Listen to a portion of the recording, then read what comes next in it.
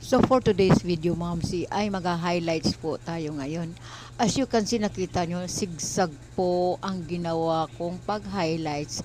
Kasi pag ang hair ay naka-layer, so ibig sabihin hindi pantay-pantay. So para makuha natin ang baba, isigzag po natin tulad ng ginagawa ko na iyan para ang dating niya is pantay-pantay. After, maglagay kayo ng carton sa ilalim ng foil at ilagay nyo muna ang cream sa ilalim ng hair bago ang hair. Saka nyo mag-apply sa hair sa taas para pantay at walang dot-dot after kayo mag-highlight. So, plain siya. Wala ka makitang dot-dot. Yan, ganyan.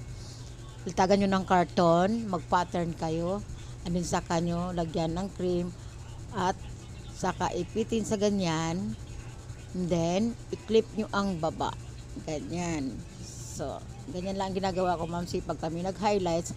Kahit pang international, panlaban ko talaga yan. Okay? So, ganyan ang kanyang, tingnan nyo yung kanyang finished product, ma'am, diba? Yan ang uso-uso na highlights ngayon na balayage, they call it balayage. Ang ginawa namin today, nag-ribbon kami. At the same time, nag-highlights po kami sa aming client. Okay? Follow for more video, ma'am, at marami kayong matutunan tungkol sa mga hair. Okay? That's all for now.